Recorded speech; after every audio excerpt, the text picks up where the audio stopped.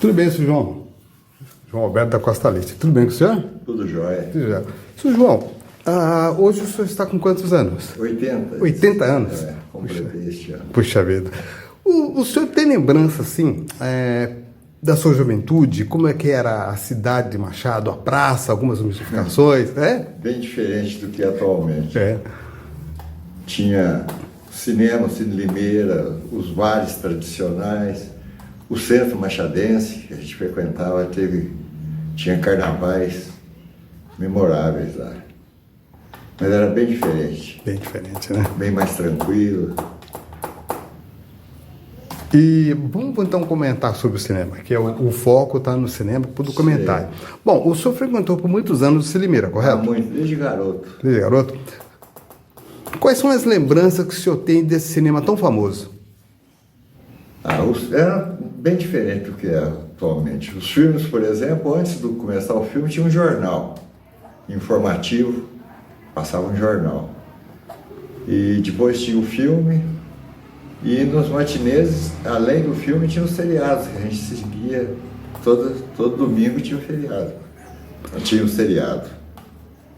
É bem diferente do que dos cinemas atuais.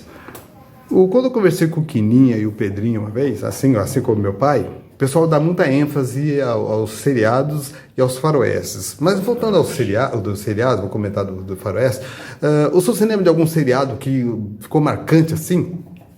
Teve um que parece que é Kung Fu. Kung Fu. Muito. Um seriado longo Não, Fu Manchu? Fu Manchu, exatamente. Fu Manchu. Foi muito bom. O senhor gostava de... E tinha o Schmidt também, que era a figura tradicional ali do cinema. A gente saía, na saída do cinema, você passava dentro da engraxataria dele. Ele tinha sempre várias cadeiras de engraxate lá, e punha os moleques para engraxar. E ele era funcionário do cinema também. Ele que transportava, pegava os filmes, trazia os filmes embalados no carrinho de mão, depois distribuía as placas escritas pelo Oliveira. Não é que escrevia o nome do filme. Oliveira. Pai do Pelim, né? Pelim. Justamente. Tinha uma letra capuchada, escrevia. E já tinha os pontos certos de deixar as placas de anúncio do filme. E o filme costumava, às vezes, ficar 2, 3 dias, repetia, porque era difícil o transporte, né? Vinha pelo trem de Alfenas. Quer dizer, então, que essa linha aqui de trem, que aqui embaixo, onde é aquele prédio da Copama lá embaixo, é a linha de trem que então, vinha de Alfenas para cá? De Alfenas para cá. Frequentei muitas vezes eu fiz essa viagem de trem, porque eu estudei, quando eu tirei o ginásio aqui em Machado, eu fui para fazer o primeiro científico, naquela época científico, né? Até não fiz científico, fiz o clássico, primeiro clássico. E esse primeiro ano, eu fiquei morando em Alfenas, na casa dos meus avós de lá. E eu, todo final de semana, eu vinha de jardineira do Laurindo, e na segunda eu voltava de trem, porque o trem saía daqui às 6 da manhã, chegava a Alfenas às 7 horas, exatamente antes de começarem as aulas. Eu chegava a tempo de assistir às aulas lá. Isso é toda semana, eu e o Petrone Boles. O Petrone ajuda o senhor? Nós estudávamos lá. Ele morava numa pensão ou numa república lá, não me lembro bem, e eu morava na casa dos meus avós. Então toda segunda-feira, né, cadeira cativa no trem para ir. Parava na Caiana, fazia uma paradinha na Caiana, depois seguia até Alfenas. Então, gastava em torno de 1 hora e 10 da viagem. Deixa eu entender uma coisa, no itinerário, vamos pegar, me corrija se estiver errado, de Alfenas para Caiana, da Caiana para Machado, Machado, Caiana, Alfenas. Machado era ponto final. Machado era ponto final. Era ponto final, Porque a estrada, na realidade, foi construída por machadenses, né? Machadenses, com carrinho de mão, com carroça com burro. Puseram o nome da praça Antônio Carlos, que na época ele era governador de Minas, que parece que chamava até de presidente, né? E eu até acho que deveria ter o nome de algum machadense ilustre essa praça aí, ao invés desse Antônio Carlos, que eu acredito que 80% da população machadense não sabe quem foi Antônio Carlos. Se chegar e perguntar quem foi Antônio Carlos, não sabe. Ele só apareceu em Machado para inaugurar uma estação de ferro, porque não houve contribuição nenhuma do Estado, na realidade. Olha. A verdade é essa. E deram o nome da praça principal. Deveriam dar o nome do Cônigo Valdo, uma pessoa assim influente, até do Comendador Lindolfo. Tem a Avenida Comendador Lindolfo, mas a praça principal mereceria, eu acho que, o nome de um machadense ilustre, que muito fez pelo nosso Machado. Na sua opinião, a estrada de ferro ela não contribuiu? Contribuiu. Muito. Tanto é que foi feita por empreendedores machadenses, justamente para poder levar as riquezas aqui, produzidas aqui, né? Café, gado, contribuiu e muito. Me falaram também uma coisa mesmo, João, que sabe tem o Suafrânio, esposo da Lenil? Frânio. Ele tá com, infelizmente, ele não tá bem. Eu tive esses dias lá na casa. No início desse ano, no ano passado, eu conheci o irmão dele mesmo, porque meu pai viu a foto que o irmão dele, ele tinha um apelido. Esqueci também. Muito apelido. Eu sei qual que é. Porque quando eles eram jovens, eles eram muito assim agitados, né? Então, esse senhor me disse que interessante. Me falou o seguinte, ele falou que onde hoje é o mercado municipal era a parada do trem para descer mercadorias, enquanto que nesse lado de cá, esse prédio eram pessoas. Era isso ou era o contrário? Era isso mesmo. Ali onde hoje, ao lado do mercado, que hoje em dia que funciona ali mesmo, antes de chegar no mercado, lá de baixo. Tem um prédio, né? Naquele prédio ali foi, inclusive, torrefação do meu pai. Torrefação do Café Diadema, foi a primeira torrefação aqui da região. Olha! Deve ter sido em 1950, 52, por aí. Era ao lado da estrada de ferro, no correr, num dos barracões aqui que foram construídos, no depósito da estrada de ferro, o papai alugou o prédio, se não me engano, na época, e montou a torrefação do Café Diadema. Esse prédio existe ou ele foi modificado?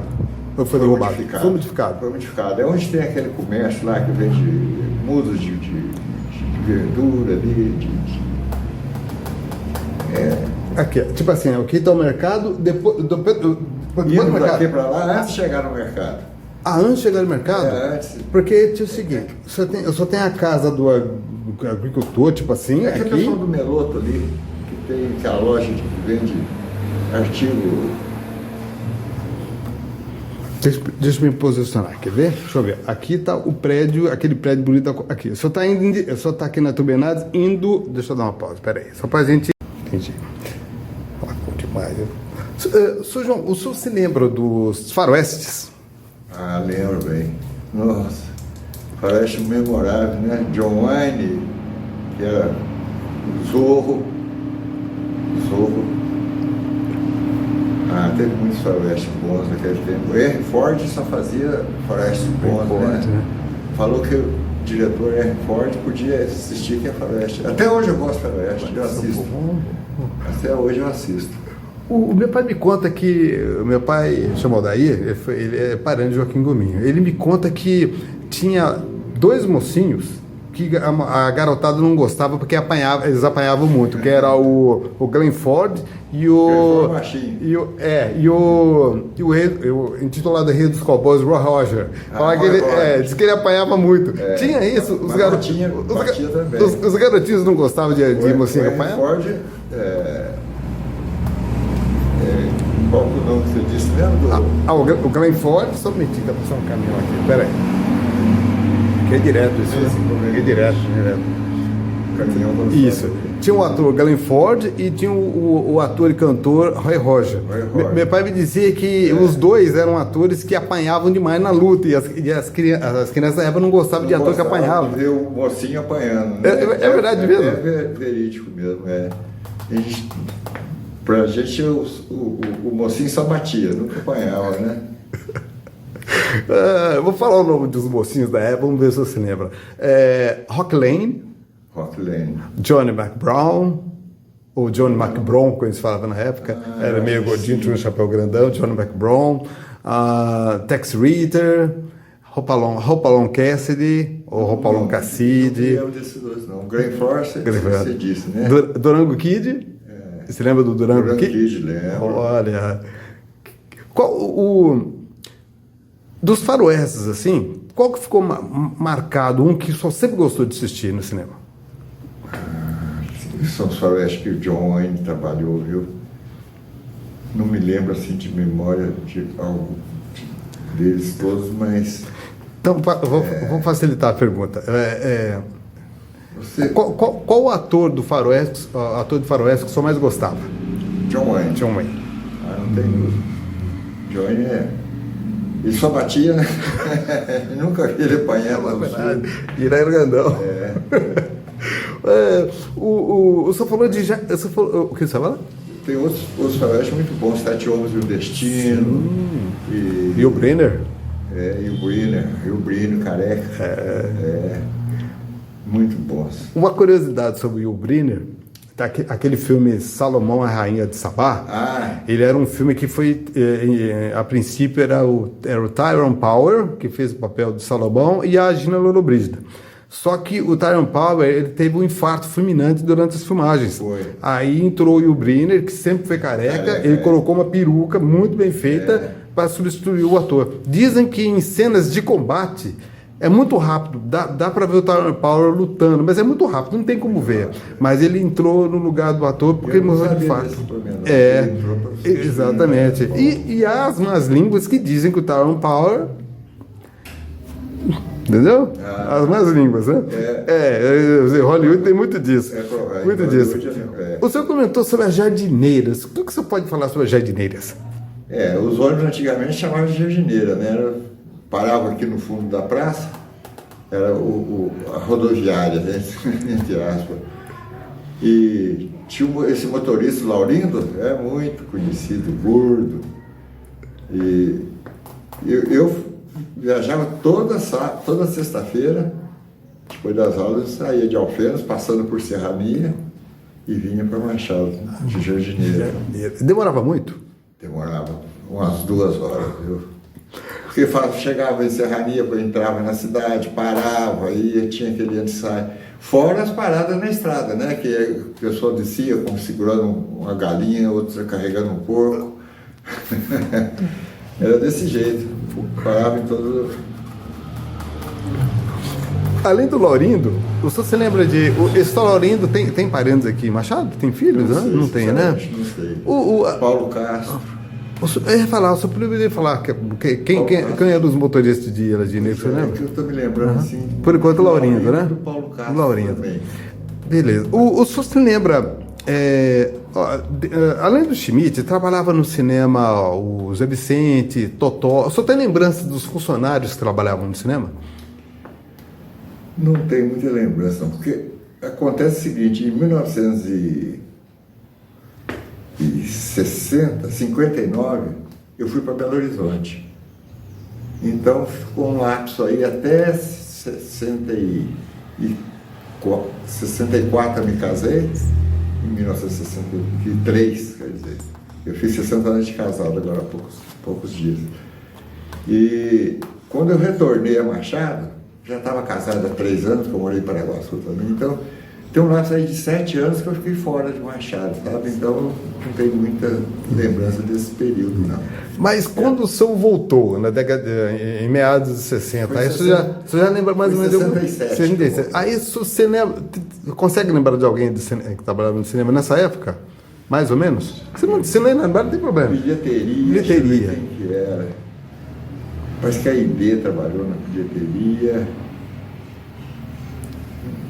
Não me lembro, sinceramente, não me lembro da bilheteria. Porteiro, assim... Porteiro, lembro, assim, foi meu colega até de prefeitura, depois Tem um chamado Homero, né? Homero, o seu Bernardino. Seu Bernardino. Depois, foi um colega de prefeitura, porque eu trabalhei muitos anos na prefeitura, né? E o Bernardino eu trabalhava no serviço de fazenda e ele na contabilidade. Grande amigo meu, Bernardino, uma pessoa fabulosa, não sei se teve a oportunidade de conhecê-lo. Conheci. Muito boa pessoa. Eu tive a sorte de conhecê-lo assim. A vida dele muito. Ele tinha. Sem os pais, né? Ele me conta que anos e anos depois que ele conheceu, acho que alguns irmãos, ele me falou isso aí, né? Longe, Paraná, se não me engano. Longe, que ele foi rever os irmãos. Uma voz muito serena, né? Tranquilo. E é o maior. O Zusa falava que ele era o maior botânico aqui da região. Não sabia disso. Já fez o curso. Nossa, não sabia qualquer coisa sobre botânica. Olha. Mostrava uma planta para ele, dava o nome científico e falava tudo sobre aquela planta. Nossa, qualquer planta. Não sabia disso. Porque os Zusa também gostavam muito da natureza, né? Mas ele fala que igual o Bernardino não existia na região, não é Machado, não. Na região não existia, que ele não conhecia nenhum biólogo como ele. Se eu soubesse disso, eu teria perguntado para ele, porque nós conversamos sobre o cinema, aquele... Com o Zusa? Não, com o Zusa eu conversei também. O Zusa foi assim, o Zusa na época eu coloquei o Zusa tem uma memória fantástica, né? Eu consegui... Tem uma entrevista com ele na época que eu tinha um celular antigo, ele aqui, eu fazendo assim, porque não tinha um tripé, né? E o seu Bernardino falou da época daquele catucumenato, alguma coisa, que era aquele também fazia parte, igreja, né? Isso, a entrevista foi na casa dele com uma filmadora antiga, então a imagem não tá boa. Mas eu tenho esse registro do seu Bernardino, uma formação maravilhosa. Uma pessoa fabulosa. O pessoal fala muito do Tindique, você se lembra? Tindique, muito. Que vendia amendoim torrado e na porta toda noite estava lá. E depois que ele faleceu, o filho dele, o Reginaldo, passou a vender também, que pegou até apelido Tindique também por causa do pai, né? Quer dizer que o Tindique, ele não vendia pipoca, era amendoim? Não, era amendoim torrado. Os canudinhos de amendoim torrado. Eu não recordo de pipoca, não, sinceramente, não sei. Pode ser até que vendia, mas eu me lembro ele com a cestinha no braço, vendendo. Olha, interessante, que o pai vendia com a cestinha, depois o Reginaldo, que eu vi de longe, passou a vender também. O Reginaldo tinha um problema, acho que não ouvia bem, ele tinha um aparelho. Ele tinha uma certa dificuldade. Sim. O Totti falou que tinha um pipoqueiro que ficava junto com o Tindique, e o Totti até falou que ele era também era gay, né? Mas falou que ele ficava sempre ali na porta, vendendo, não sei se era Simval. Simval. Simval, né? É filho também. Filho também? Filho também. Filho. Então, olha que interessante. O pai vendia amendoim e o filho vendia pipoca. Mas não ao mesmo tempo, né? Quando o Tindique antigo vendia, que eu não sei o nome do Tindique. Sim. Depois que ele faleceu, que o Reginaldo, que pegou o apelido de Tindique também, vendia. Ele e o Simval, o Simval vendendo pipoca. Coisa, que legal. Todos os dois já falecidos também. Todos faleceram, todos. Que legal, nossa, que bom. Você lembra do Walter Matos Reis? Muito. Cheguei a trabalhar com ele algum tempo, pouco tempo. Quando o Dr. Jorge ganhou a eleição, ele foi assessorar o Dr. Jorge, porque ele conhecia, ele era aposentado na prefeitura, e o Dr. Jorge chamou para ele dar umas orientações para ele lá, tudo isso. Ele ficou pouco tempo lá, já foi mesmo só para dar uma... E chegamos a trabalhar juntos. Foi quando eu prestei concurso para a prefeitura, passei como agente fiscal. Trabalhei no início como agente fiscal. E o Walter era assessor do Dr. Jorge. Ele era de Cachoeira de Minas. Eu achava que ele era machadense. Ele era de Cachoeira de Minas. Briga de galo, tinha na casa dele. Olha. Antes da proibição, né? Que coisa, hein? O meu pai me conta, eu conheci a esposa dele, a dona Andréa Reis. Ela está bem idosa, ela comentou, né? Ela comentou da época. O meu pai me conta que tinha uma vez, teve uma praga de pardais aqui, e o seu Walter, você se lembra dessa praga de pardais? Lembro. Conte para nós. Eles pagavam, né? Trocavam quantos pardais que o pessoal matava por ingresso. Olha só que calamidade, né? Hoje, se fizer isso, vai preso. Se matar um pardal. Tentando eliminar, foi, né? Os portugueses que trouxeram os pardais para cá, né? Mas tinha tantos pardais aqui em Machado, né? O negócio estava feio. Demais, né? E eles espantavam os outros passarinhos, né? Sim. E aqui na praça tinha os tratadores de passarinho, com as casinhas de passarinho para tratar. E era só canarinho, passarinho, tico-tico, os passarinhos nossos aqui. Quando os pardais chegaram, começou a debandar os passarinhos nativos. Foi quando tentaram isso, mas não funcionou. Os pardais eram bem mais rápidos que a reprodução, eles são muito prolíferos, né? Me falaram também que na época muitos garotos estavam tudo com estilingue na mão. Estilingue, andar com estilingue no pescoço, ficar pendurado no pescoço. Só para ganhar o ingresso? E o senhor, você entrou nessa? Eu lembro de matar pardal, eu já matei muito com estilingue, mas de fazer troca assim, eu não me recordo de ter feito, não. Que legal. Eu ficava na torrefação do papai, era molequinho de 10, 12 anos. Sim, sim. Ficava matando pardal. Olha, o que você lembra do Baile Meira? Baile Meira eu nunca frequentei assim muito, não. Eu lembro que ele tinha uma sala de jogos. No fundo, você entrava no corredor, descia. Lá no fundo tinha uma sala de jogos, mas nessa época eu era criança, né? A gente nem podia frequentar lá, né? Eu, depois que entrei na prefeitura, eu frequentava muito o Bar 46, do Onofre. Era todo dia, saía às 6 horas, nós íamos lá para o Onofre tomar uma cervejinha, bater papo, era rotina, né? E depois que o Bar 46 fechou, o Bar 46 tinha um rapaz lá, servia lá, tinha de Cebolinha, que era muito amigo da gente, muito brincalhão, gozador. E, passados uns tempos, passamos a frequentar o Bar Brasil, mais lá em cima, né? Era ao lado da igreja matriz.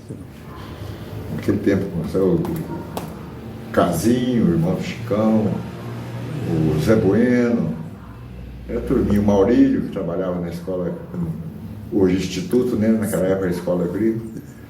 Era frequentadores assíduos lá. Ou lá ou então na pastelaria do São Onofre, que ali na subida da Rio Branco, logo no início ali, tinha pastelaria ali. Que antes de ser lá embaixo do filho dele, era aqui em cima? Era ali. Nossa, aos domingos ficava apinhado de gente lá. E Nossa! Tinha um cantinho que a gente ficava lá no fundo, comendo pastel e tomando cerveja. Nossa! Deixa eu só puxar só um pouquinho aqui, para não pegar. Olha que interessante, não sabia que o Dom Onofre era aqui em cima. Do pai dos atuais proprietários, né? Uma das iguarias mais famosas que aconteceu aqui em Machado, foi no Bar 46, era o Bauru. O que você lembra? O que você lembra do Bauru?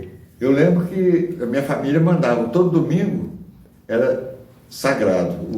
A janta, o lanche era Bauru. Então eu vinha aqui, o papai vinha aqui, pegava, encomendava antes já, com antecedência, vinha pegar. E o jantar era o Bauru, era delicioso. Foi lançado naquela época, né? E, de fato, o Bar 46 ficou famoso por causa desse Bauru. O senhor acha que o 46 ficou mais famoso que o Limeira? Bar Limeira? Eu creio que não. Era um bar assim, mais restrito, tinha aquela turma que frequentava lá, especificamente aquela turma, né? O Bar Brasil já era um bar que tinha restaurante mais aberto, né? Mais do povão. Deixa eu entender. Assim, eu só acho que o Bar 46, ele, tipo assim, comparando o Bar 46 de São Onofre e o Bar Limeira, que foi vários anos, em matéria assim de fama. Do Bar Brasil. Sim, do Bar Brasil. Comparando com o Bar Brasil. Sim. Tá. Eu só acho que o Bar Brasil era mais importante que os dois aqui. Olha só. E referente a esses dois, entre o Limeira. Quando o Jorjão, ele e os irmãos dele tomaram conta lá do bar. Você conhece o Jorge, né? O Jorge tinha um bar, agora ele fechou o bar. Então, o Jorjão, sei. Ele tinha. Sei. Adquiriram o Bar Brasil, aí foi comida muito boa, aí foi o auge dos bares de Machado. Sim. Eu tenho até uma entrevista com o Jorjão, ele me conta que ele falou que tinha trabalhado no Bar Brasil, até o Zé Miguel disse que trabalhava lá também. O Zé Miguel trabalhou lá, né? Olha, só que interessante. Depois o Zé Miguel foi trabalhar naquela indústria de asfalto que veio para asfaltar a rodovia, que eu me esqueci o nome dela. Sim. E os grandes clássicos, filmes que faziam grandes filas? E o Vento Levou. Isso ficou em cartaz muito tempo aqui, muitos dias, porque fazia aquelas filas enormes. A gente pagava, às vezes, uma pessoa para ficar lá para a gente, para achar lugar, que eu não lembro a lotação do cinema qual era aqui, mas não era grande, né? E vinha as pessoas de cidades vizinhas todas para assistir. O que eu lembro que fez mais sucesso foi O Vento Levou. Sim. Filmes como Dez Mandamentos. Dez Mandamentos também, Sansão e Dalila. Ben-Hur. Ben-Hur também, muito sucesso. Olha. E. Tô terminando, João. Fica tranquilo. É que tá bom demais. Bom, o senhor falou dos seriados, do faroeste, tudo. Dos seriados era após o filme. Após o filme. O filme e depois vinha o seriado. De curta-metragem. E já faziam isso para segurar, né? É. Olha. Muitas pessoas levavam a namorada para assistir filme no cinema. Você também foi assim? Fiz muito. As namoradinhas, né? Não tinha malícia nenhuma, né? Segurar a mão, quando muito segurar a mão, tocar na mão só. O negócio era bem diferente do que é hoje. O senhor tem lembrança do pai do Pelinho Oliveira? O senhor tem lembrança dele? Vaga, mas tem. Mágoa, assim, tem um tipo do irmão do Pelinho. Jorge. Do Jorge, sim. Ele parece mais com o Jorge. Verdade. Não tinha nada do Pelinho. Ele era magrelão. O Pelinho acho que puxou um pouco mais a mãe. Ele que operava, né? Ele operava. Aí ele ensinou os dois irmãos, já eram desde 5 anos, a trabalhar no cinema, né? E o Jorge me conta que ele foi o primeiro a aprender com o pai, mas o Pelinho parece que não era muito interessado, mas o Pelinho depois começou a se interessar. Aí, anos depois, quando o Jorge saiu e foi para o Banco do Brasil, o Pelinho continuou trabalhando no cinema, até aí o pai faleceu. Não, quando eles começaram a trabalhar os dois juntos, o pai infelizmente tinha falecido. Aí, tempos depois, o cinema foi vendido para uma empresa aqui da Rio Grande do Sul e o Pelinho foi mandado embora. Né?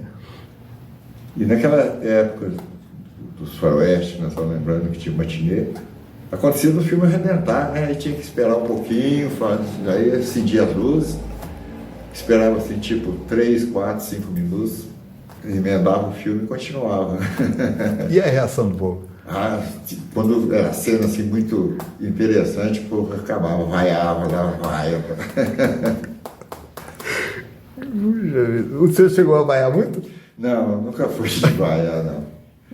Sempre fui. Tranquilo. Tinha a parte de baixo, olha que interessante. Quando o seu Fernando comprou o cinema e virou Cinevogue, ele viu que nos Estados Unidos a parte de cima era mais cara e a parte de baixo barata. Porque aqui era o contrário, a parte de baixo era cara, ia só rico, alguma coisa. Em cima que era barato. Exatamente, o povo ia lá para Fogueira. Mas depois o doutor Fernando falou, não, tá errado, vamos inverter, vamos fazer que nem lá. Mas dizem que, parece que no início, pobres e ricos se misturavam, os ricos reclamaram, aí depois os pobres começaram a usar a parte de cima, que era até melhor. Era melhor. Chamava balcão e depois pumba, né? O senhor frequentava muito o balcão? Não, nunca fui. Acho que eu nunca assisti um filme lá em cima. Sim, a parte de baixo. Só embaixo. E a cadeira de madeira? De madeira, com assento móvel. Quando o filme era muito longo? Cansativo. Mas se estivesse namorando, não cansava, não. Bom demais. Bom, eu vou fazer a última pergunta para o senhor. Nós falamos já o senhor falou de Schmidt, lembrou dele? Falou tudo. Tá. Schmidt era bravo. Falei, bem bravo. Meu pai me conta mesmo. Casquinha de ovo, né? De casquinha. Nossa Senhora. O senhor chegou a presenciar ele nervoso? Já cheguei a chamar ele de casquinha e correr. Quando era rapazinho. À toa? Ou ele era chato demais? O professor chamou ele de casquinha porque ele era muito nervoso? Eu acho que é porque ele era muito branco, assim, com as faces meio branca. Eu não sei de onde surgiu o apelido de casquinha de ovo, né?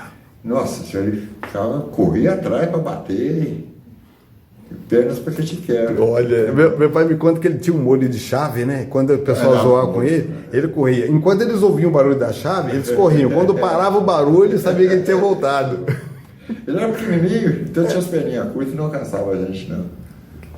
Que coisa. E morreu assim, uma vez eu perguntei para a Maria do cemitério onde é que estava o túmulo dele, e ela não soube me dizer. Ela falava, olha, eu sei que estava aí para baixo. Você só sabe, ele não tinha parente. Exatamente. Eu pergunto para todo mundo se ele era machadense, ninguém sabe. Ninguém sabe, não né? sabe se tinha filho, se era casado. Nada. Não sei também. O Walter Garcia falou que o nome dele era João Carlos. Nem sabia. Era João Carlos, mas não tem um sobrenome. Ele disse que ele namorava uma mulher aqui chamada Josefa, que ele tinha mania de chamar de minha Zefa. E ficou por isso mesmo, não há nada, não há detalhes. É uma coisa. Dele, né? Nada, não tem o nome completo, não tem foto. Olha, o dia que alguém colocar uma foto dele vai ser raríssima, porque não tem foto dele, em nada. Né? E olha que tem tanta foto tirada assim da praça e não aparece. E engraxate para trabalhar lá com ele tinha que ser bom engraxate. Não é qualquer um que. E tinha 4 cadeiras, chegou a ter 4 cadeiras. 2 de um lado, 2 de outro. E onde ficava? Ficava onde hoje está o Pedrinho ou onde ficava realmente? Onde o Pedrinho era uma outra barbearia, né? Com essa modificação toda que houve, eu não me lembro mais. Mas onde é o Pedrinho fazia parte do hotel, né? Tá. O hotel era pra cima um pouquinho. Entendi. A pessoa terminava o filme, a gente saía por dentro, passava dentro da engraxataria dele. Isso no começo saía pela entrada mesmo, mas depois fizeram a saída na lateral do cinema. E a gente passava dentro da engraxataria dele. Então aquele mundaréu de gente passando pela engraxataria, meio com gente ali, de repente ali no meio fazendo. Não, geralmente quando terminava a sessão não tinha ninguém lá. Já à noite, né? Não tinha ninguém. Certo. Sabe que me conta que uma vez ele disse que o Schmidt gostava de beber.